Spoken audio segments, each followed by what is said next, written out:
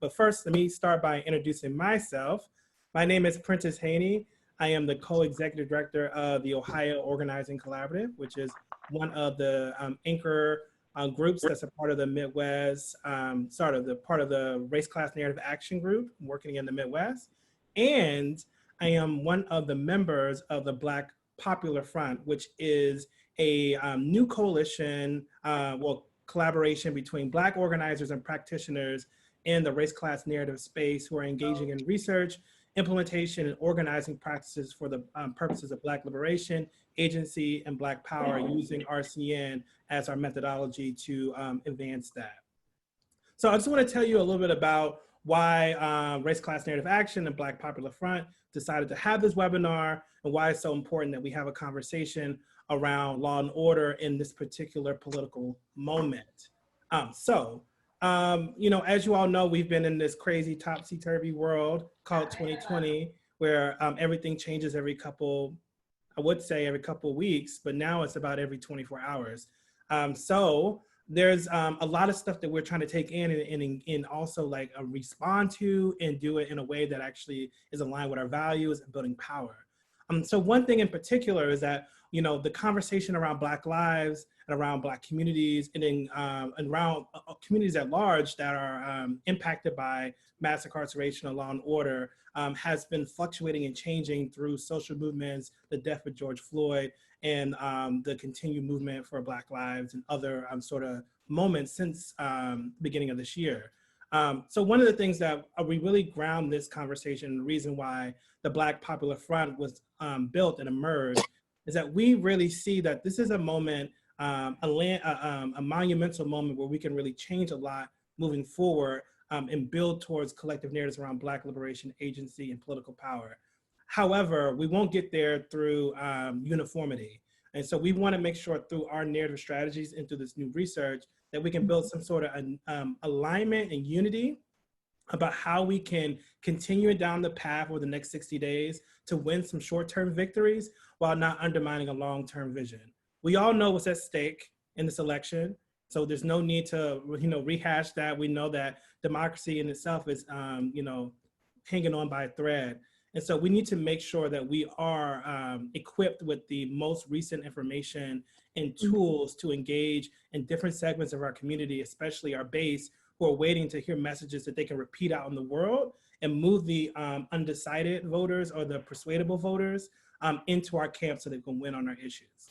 So today, what we're going to talk about specifically is that my friend and colleague Anat is going to review some new research from Avalanche around, I just had my notes up, around confronting law and order, the law and order narrative that's been really running rampant and heating up over the last couple months. And how do we confront that narrative and mobilize progressive voters in our base and while swaying undecideds? So Anat's gonna go over that, and then we're gonna have a couple groups from the Midwest that's gonna lay out some case studies about how you actually use this new research, the narrative that is helping beat back those sort of law and order ideas and put into action for building power for our organizing vehicles. So with that said, I am going to pass it off to Anat to kick us off. Awesome. Thank you so much. Thank you to all of my colleagues, and thanks to all of you for finding time in this incredibly difficult moment to be with us. I have the great distinction of sharing this new research, which is obviously the product of a lot of people's efforts. I want to call out in particular my colleagues from the Race Class Narrative Action, some of whom you've already met, and the Black Popular Front, Anika, Anthony, Jill, Sandra, Doran, but also, of course, the incredible researchers at Avalanche, Kate Cathrall and Wasai, who are on with us. And so if you have particular, Wasai Rahul, apologies. If you have particular like into the weeds data questions, and you chat them in, they may know the kind of more precise answers. I'm going to take us on a whirlwind tour of a lot of data. And so even though we're going to share a lot, there is always other ways to cut the data. You can cut it by urbanity. You can cut it in state-specific ways. Yeah, but these are sort of the results we feel are most important to share with you. This research that we did, and I'll show you the sample momentarily, is really premised on answering 3 big bucket questions. The first is the most open-ended. How do people make sense of safety? What formulates their understanding and what alters their understanding about what makes us safe, and sources of violence and sources of mitigating and quelling that violence. We then didn't want to just merely take the temperature, as I'm prone to saying. We also wanted to experiment around ways of changing the temperature, i.e. trying out different formulations in questions, in wording choices, in whole messages, and seeing how do people respond to that. One of the truly unique things about the Avalanche methodology is that it sort of functions as a hybrid in between quantitative, so we can look at big numbers of people, and I'll explain what those big numbers are in a second, and qualitative, where we can get longer answers from people. And so we can dig into not just what do people think, but a little bit of the why people think it, which normally you can really only get from focus groups, which by definition are pretty teeny tiny samples and therefore not statistically significant data. Here we get to sort of go in between those spaces. So the information that we're reporting on is pretty fresh. It comes from an instrument that was fielded August 7th through 10th, so a couple of weeks ago, and specifically fielded in 5 states. You can see those here: Michigan, Ohio, Wisconsin, Minnesota, and Pennsylvania, with just over 5,000 people. We are going to be talking a lot today about priority segments. When we talk about priority segments, we mean the folks in that larger sample who said that they were definitely voting for Biden, leaning toward Biden, or are still presently undecided. We did a deeper dive within those 5 states of the largest urban met. So, you know, in Michigan, Detroit; in Wisconsin, Milwaukee; in Pennsylvania, Philly, etc. So when we look at these numbers, that's who we're talking about. So as I mentioned, one of the things we wanted to explore was what makes people think, what keeps us safe? How do people perceive that? And what you can see here is, among all respondents, the answer to why are certain communities generally safe and others are not? What's the single biggest thing? And by a pretty large margin, we see their answer being some permutation, because they're typing in longer answers. So this is an aggregation of those answers, being economic well-being, that people have plenty, that people have their needs met, that you know, families can make ends meet, that schools are good, that general bucket of a category. So this is an incredibly heartening finding, that most US voters in these 5 states are like, why are certain communities safe and others are not? It's because people are not struggling. It's because they have what they need, which I think I share in good company on this phone call is A, true, and B, what most of us think. So this kind of idea of we keep us safe, which we're going to come back to when we talk about the implementation, really there's some promise behind it. When we dig apart, so now we're looking at that same question, why are certain communities generally safe? What is the single biggest reason? Now we're looking at these responses by definitely Biden folks, lean Biden folks, and undecideds. We can see still that 21% are among undecided voters, who are our hardest case, say that economic well-being is why certain communities are safe. And 20% say it's some facet of the community and the people. And I want to highlight that that answer, that bucket is aggregating good answers, not bad answers. So there are certainly a lot of pretty shitty things we could say, we could read, and we do read. And yes, we see police and law enforcement is there at 11% among undecideds, but it's not mostly what they think of in terms of what keeps us safe. So that's reassuring.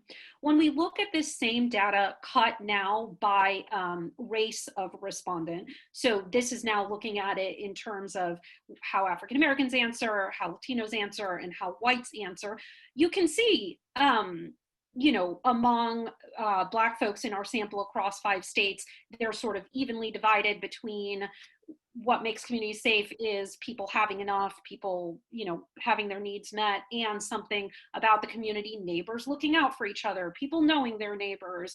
They're sort of divided in there. And there is some belief that police and law enforcement has a role to play as the primary factor, but that's certainly sort of not the favored answer.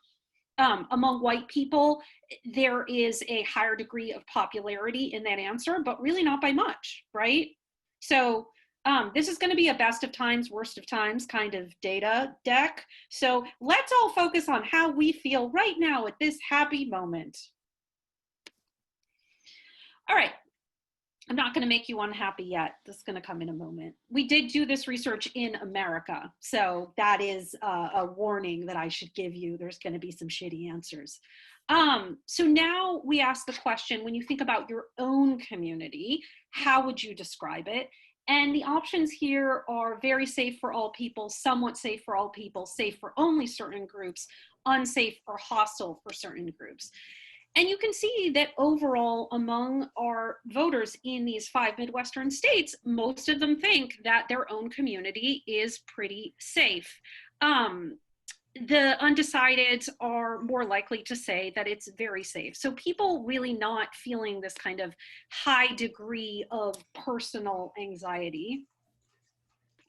Except, of course, when we look at this by race, and I don't think that this is shocking, but among our respondents, it's Black respondents who are most likely to say that their community is only safe for certain people or is unsafe. And of course, you can imagine what they mean by for certain people, they mean for themselves, right?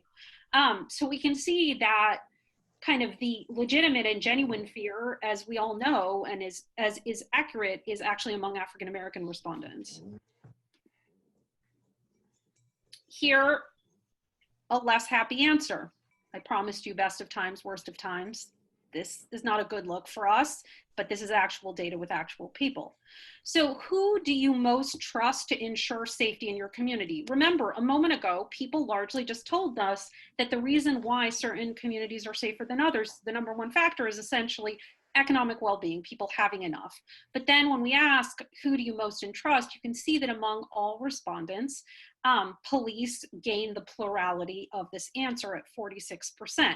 However, a sort of slight happy note to this bitter pill is that when you aggregate across the rest of the answers, 28% say the community, 11% say, you know, the people in my household, 5% say government.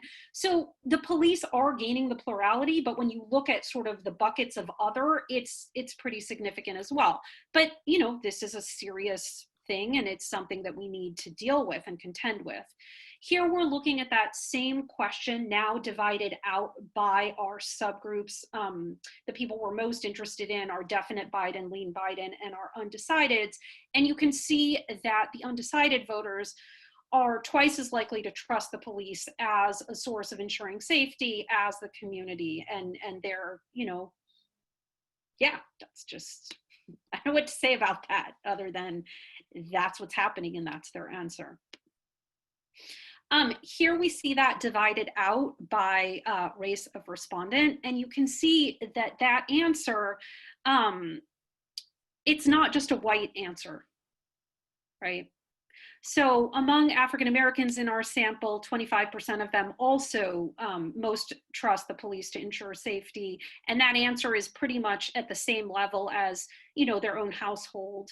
Among the Latinx folks in this 5-state sample, we can see that police are also a trusted source of safety. And obviously among white people, that is where we have the highest degree of belief in this notion. Yeah.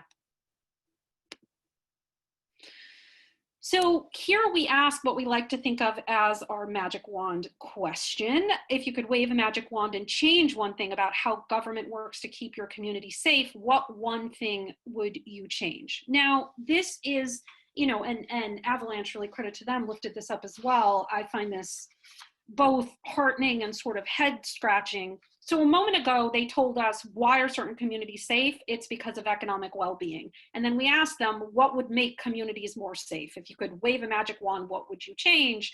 Theoretically, they should answer, making sure everyone can make ends meet, having social welfare programs, increasing wages, because that would accord with their belief about safety.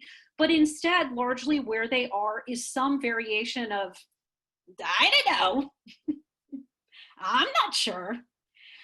They either believe something about police, or they believe something about government, or they just simply don't know.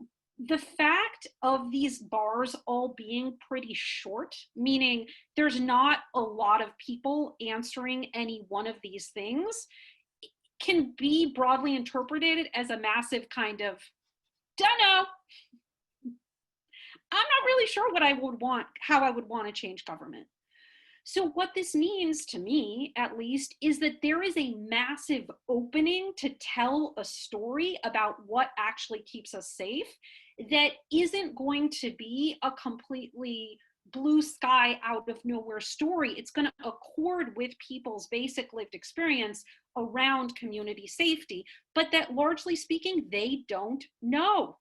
They don't know what they would need to see changed, which is an opportunity for us to tell a story.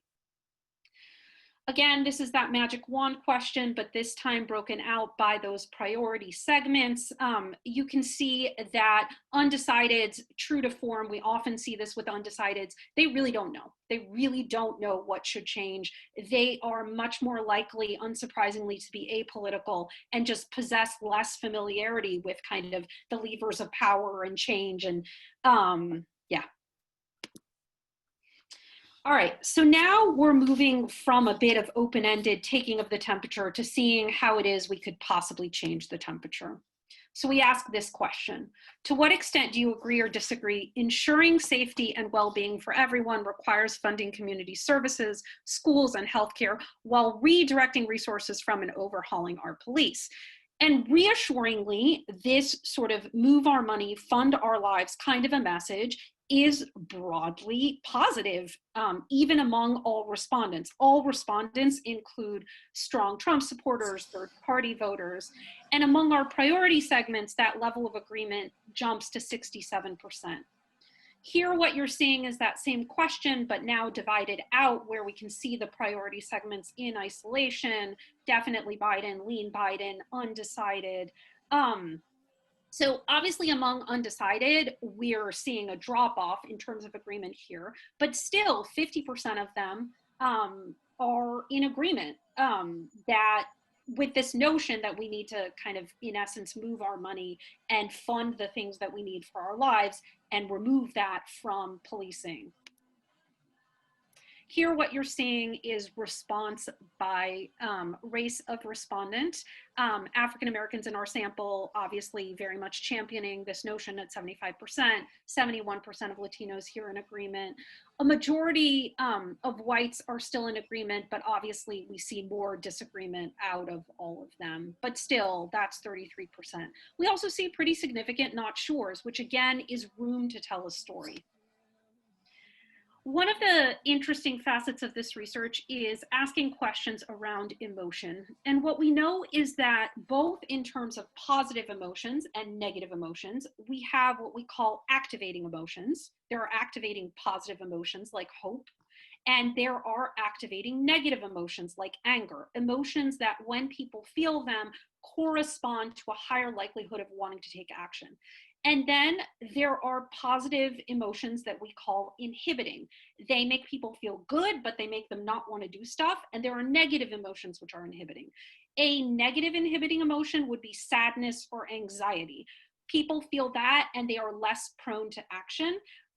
A positive inhibiting emotion would be, for example, contentedness, where people are like, oh, that makes me feel good. I don't really need to do much. So when we ask people, when you consider this proposal, the proposal about funding social services and taking that money from policing and reforming police, how do you feel? We can see that among those who agree, their predominant emotion is hope, which is Great. That is a positive, energizing emotion. We also see some other kinds of emotion. Unsurprisingly, we see some anxiety, we do see some sadness, and so on. But we see positive emotion. We also see anger, which we shouldn't be scared of. Anger among people who agree is useful. When we look at the folks who disagree, you know, a straight shot of reality here too, they're mad, right? Which is a negative activating emotion, unsurprisingly. All right, then we started looking at these questions of quote unquote law and order from our opposition, and we framed it as such. In recent weeks, federal agents have been moving into US cities such as Portland, Oregon. Now Trump has announced he will also send forces to other places, possibly including your state. We worded it that way because we needed it to be universalized. In some states that's already happening, in some states it isn't. So we wanted to be able to have that apply to the respondent regardless of where they were sitting. To what extent do you agree or disagree? So this isn't the best look.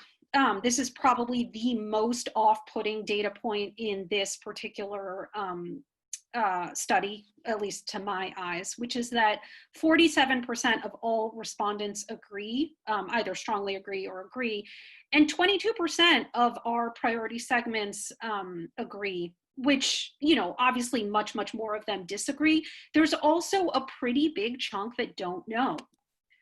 When we disaggregate here, again, looking within those priority segments that definitely Biden, lean Biden, and undecided, you know, we have some work to do. Undecideds are more likely to agree with Trump's action of sending in federal law enforcement at 49% between strongly or somewhat.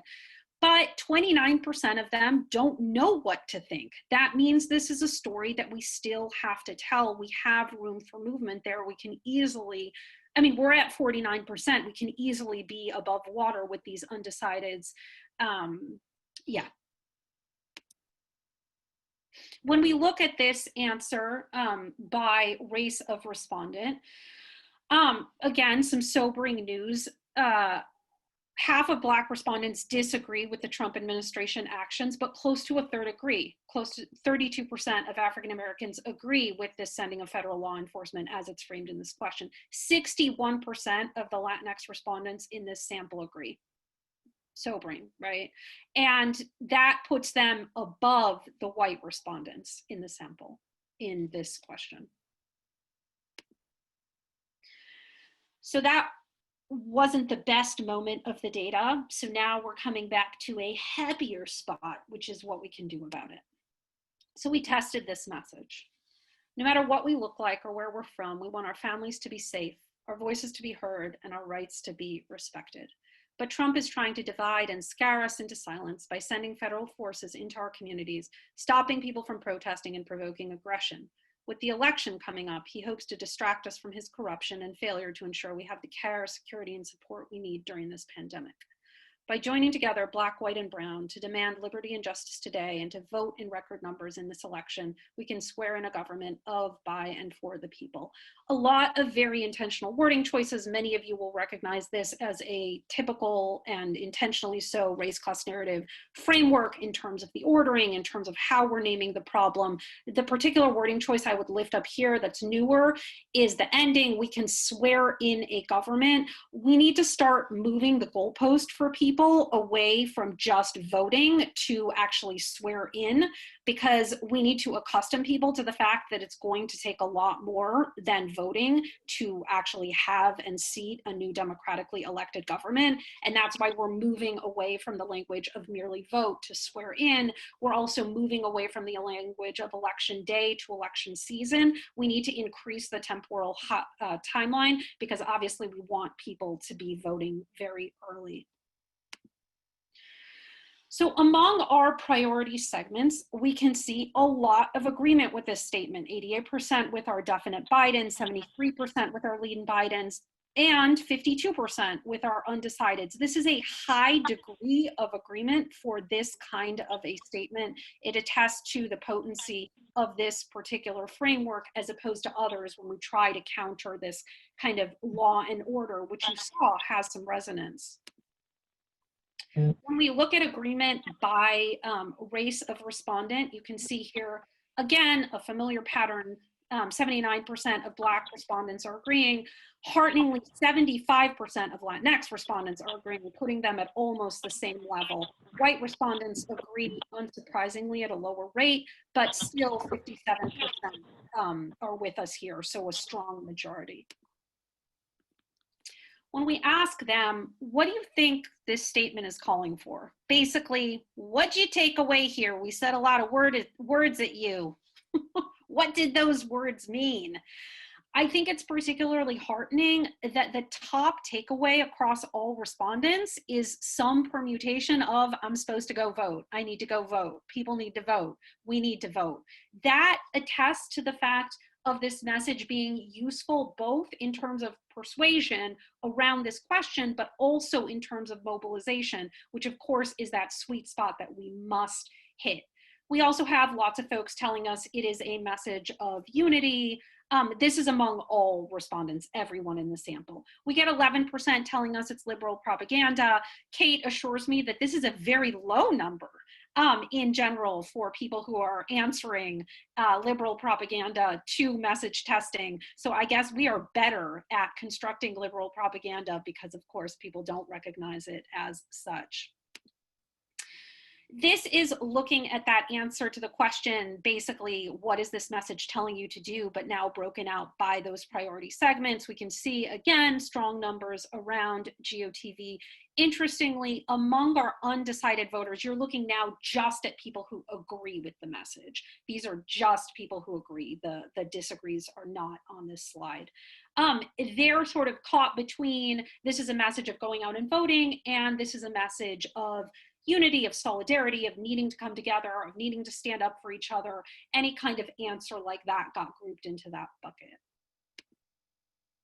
Among folks who disagree with this message in these various camps, and yes, there were Biden voters who disagreed with this message, few of them, but there were. This is what they believe this message is telling them to do.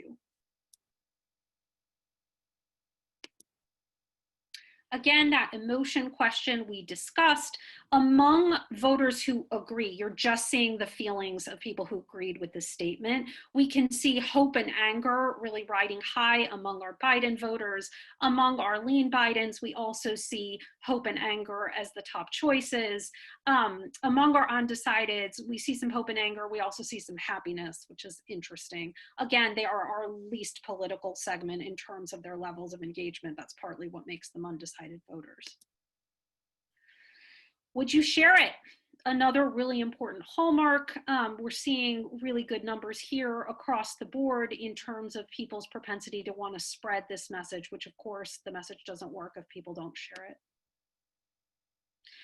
When we ask them about the future, when you think about what is happening in our country right now, you consider future generations, how would you want things to be different? We can see a lot of values statements. They want to see respect, care, unity, a better government. So a feeling of affirmation, a feeling of the world as they would like to see it in values-laden terms. This is that same question around, how would you like to see things in the future? And we see a lot of folks telling us about what they're for as opposed to what they're against. We do get some like, Trump is gone, I hate Trump, we don't have to deal with Trump, Trump and his ilk are kicked to the curb, but far less of that and more an affirmation of what we stand for. When we look at this question broken out by race of respondent, we see a similar pattern, but with some more heat around Trump statements. And obviously those Trump statements are that he's gone, that he's not here, that we don't have to deal with him, that we've kicked into the curb. That's what that bucket stands in for. As far as value statement, unity is the strongest, it's the most prevalent value statement among our Black respondents. Respect and care lead in terms of value statements among Latinos in this sample. Finally, we tested one other frame. We call it Fund Our Lives, and it sounds like this. No matter what we look like or where we live, we want our families to be whole and our communities vibrant. But the people entrusted to serve and protect us target, detain, and kill Black people, while a handful of politicians throw out lies to divide us.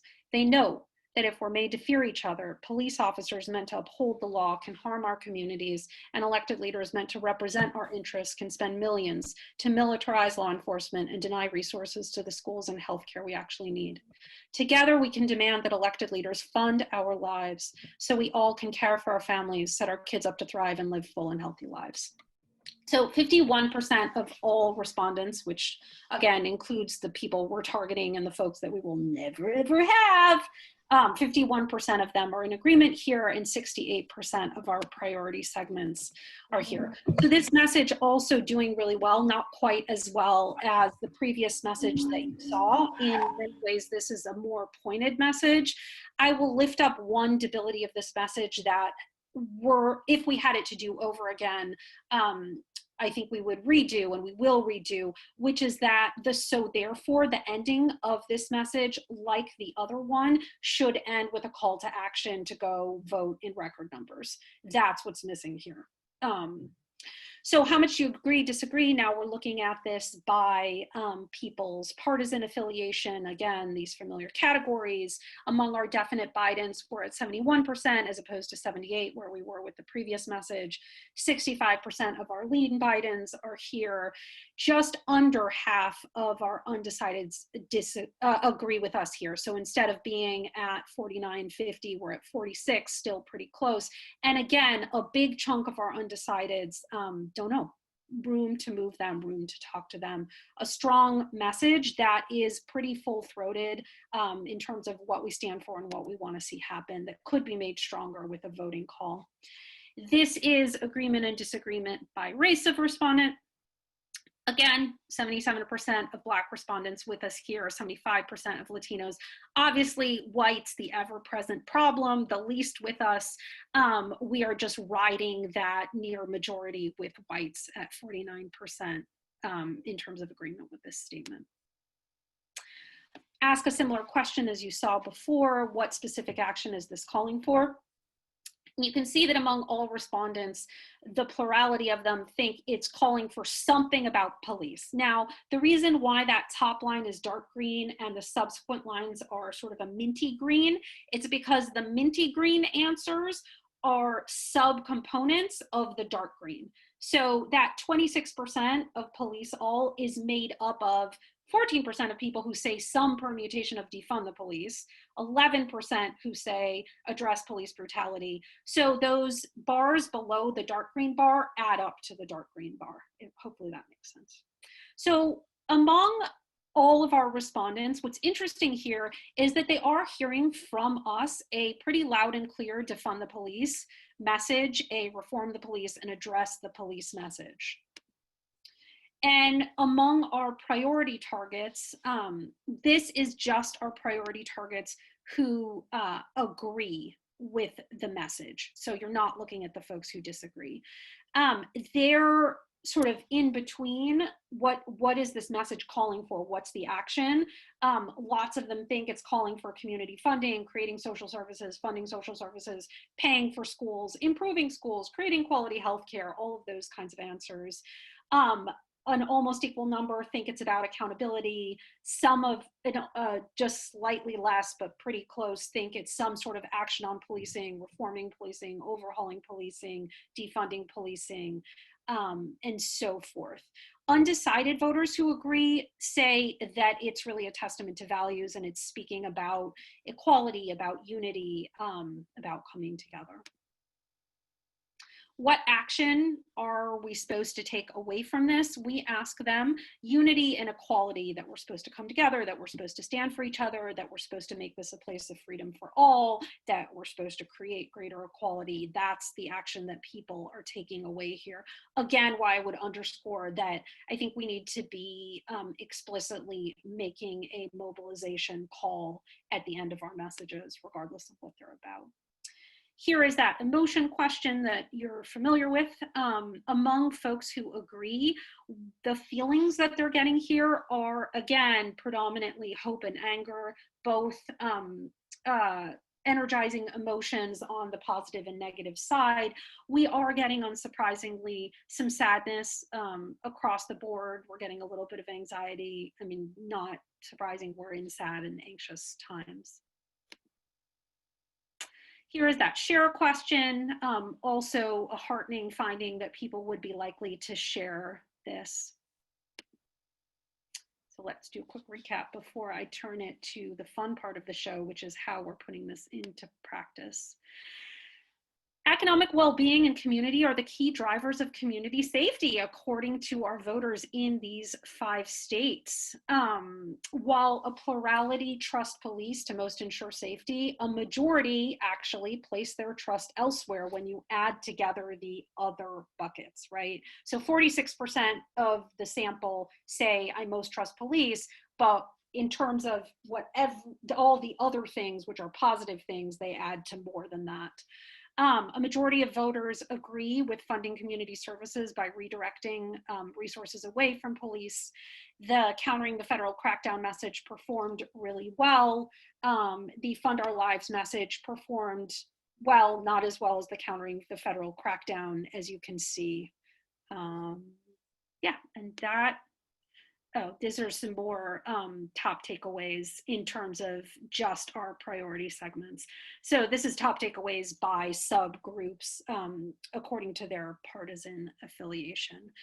But I'm going to leave it here and kick it back to Anika, who is going to queue up our next person. Hey everyone, thank you so much, Anat, for all of that. And I know many of you have asked, we will have a recording and the slide deck available for you shortly on our website.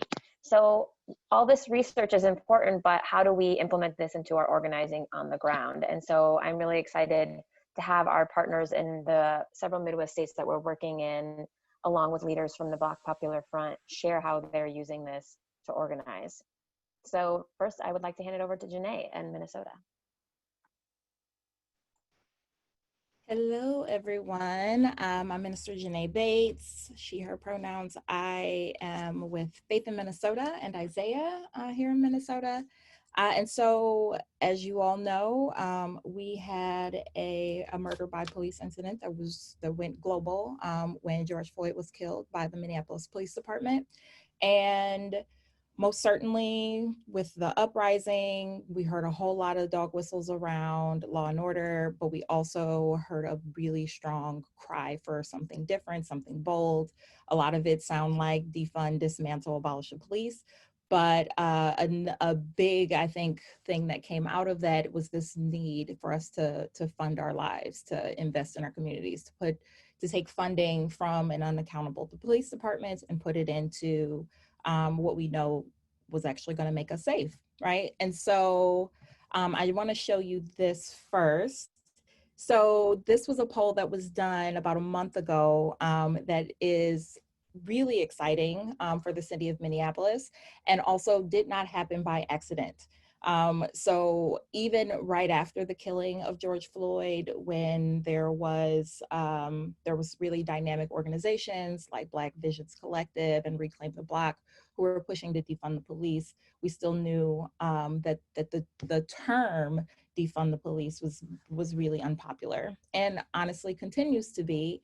However, the practice of it is not. And so what we found was by actually having real conversations with folks on the ground, with talking to our leaders, talking to residents of Minneapolis, particularly those who are ostensibly impacted the hardest by gun violence and by police brutality and harm, were Black community members and very specifically Black working class folk.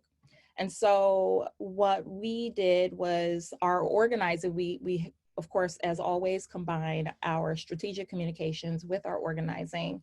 And our lead organizer, Brian Fullman, who organizes the Barbershops and Black Congregation Cooperative, as well as Abdullahi Farah, who organizes our Muslim Coalition of Isaiah, came together and started these leader leave sessions where they had sessions usually outdoors in a park with working class Black folks across the African diaspora and did it completely in race class narrative framework. And we were able to move a giant number of folks in Minneapolis, residents in Minneapolis, to not only say, moving our funds sounds like a good thing, they were demanding it. So I just want to show you a quick video of what that looked like on the ground. And we ran the Leader Leave sessions every weekend for a month and a half.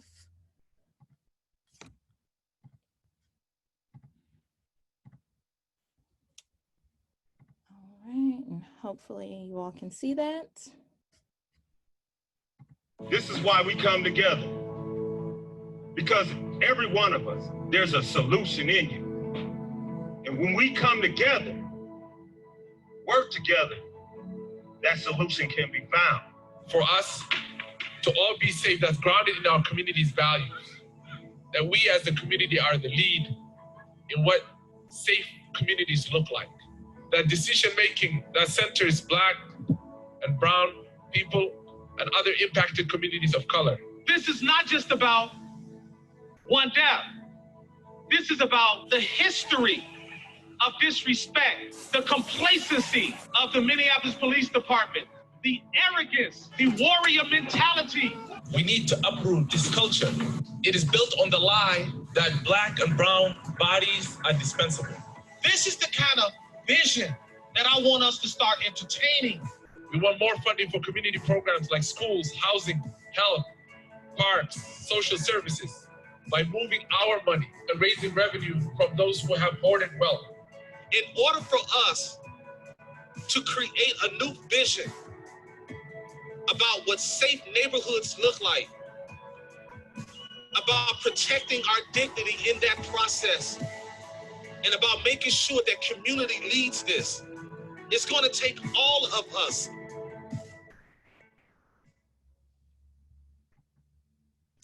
And so, so that was us using the race class narrative framework. And you probably heard very clearly, it would start with values. We name the villains explicitly and their intentions. And then we come back to what is the vision that we can all have together.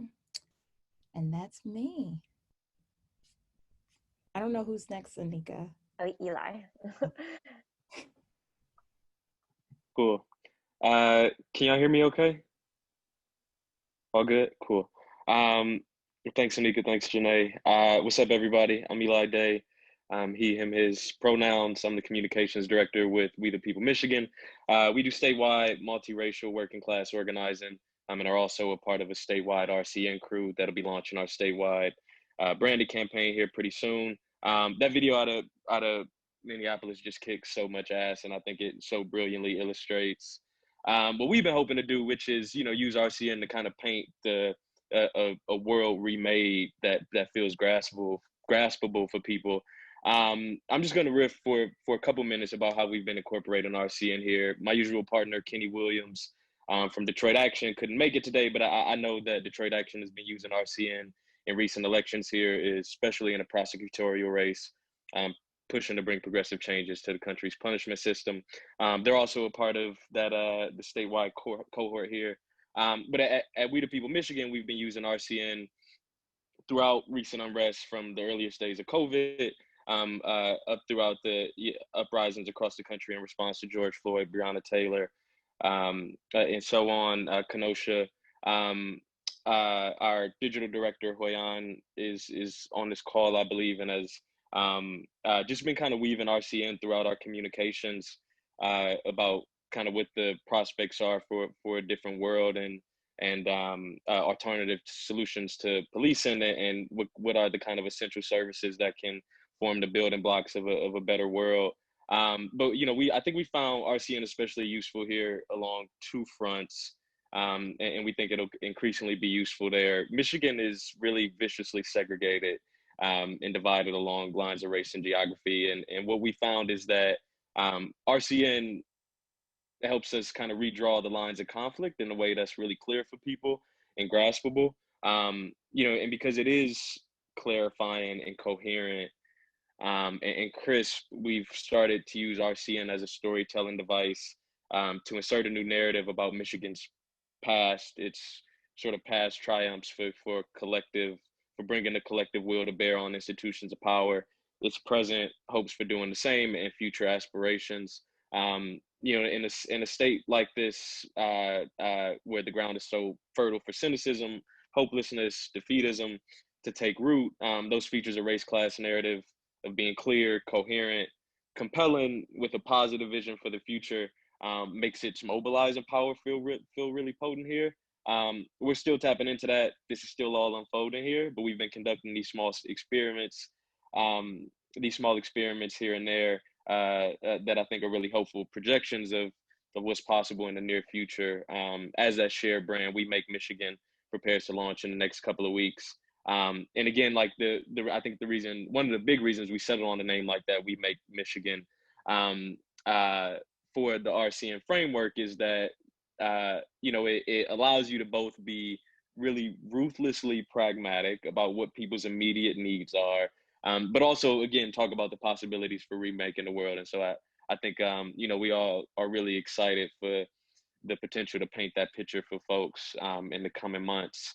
And, we've produced some videos that I think we can probably share, but especially in the coming weeks as we launch, like, there's going to be more material we're pushing out that we look forward to sharing with folks. And I can pause there. Thanks so much, Eli. I'm very excited about the launch as a Michigander myself. Last but not least, I'd love to pass it over to Marshall from Ohio. Great. How y'all doing? My name is Marshall Shorts. My pronouns are he, him, his. I am acting as creative director for Ohio Organizing Collaborative, and pretty new to the RCN framework, but getting my hands dirty with it and developing some things. I'm going to show a few assets because I'm more of a visual person of some things we're working on here in Ohio. Just to give some context, Ohio has a larger campaign called All In for Ohio that encompasses a number of different things around voting and getting Ohioans engaged, and sort of telling the story of what it means to be all in for Ohio. So what I'm actually showing today is a sub brand of All In for Ohio that centers Black folk, and so that's what you'll be seeing. And we're creating some assets around that. We're still sort of developing this, but we're using the RCN framework to begin to tell this story and to really sort of brand what this looks like. So I'm going to share my screen so we can get right into it, because we don't have a whole lot of time. And here we go.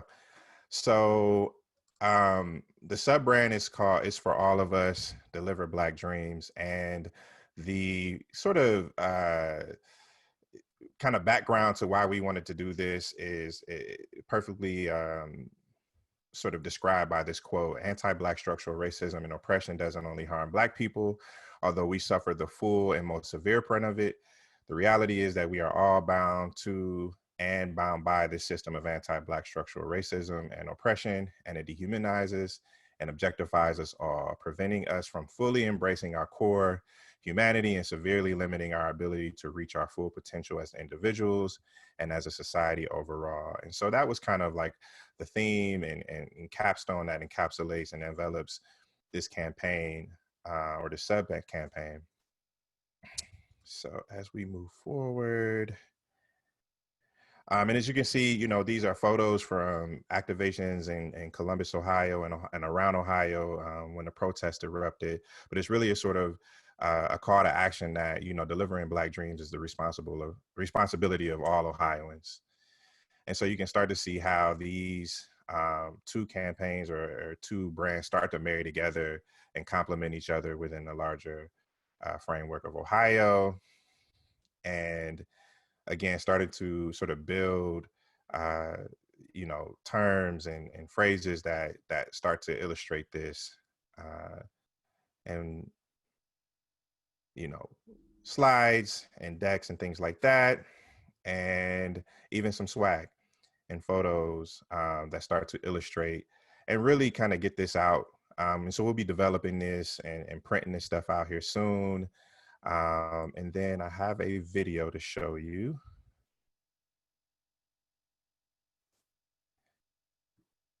me cue this up here. Here we go. It's been such a long ride.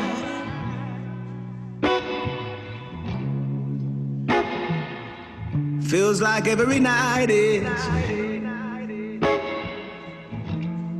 the last time. No peace, no joy now, no sunlight. Yeah.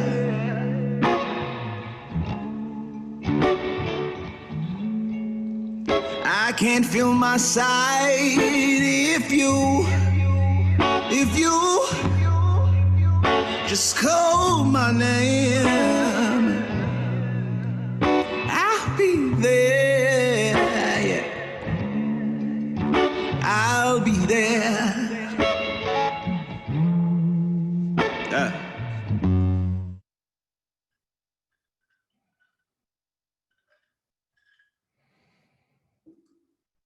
So we have some other assets, but we don't have as much time.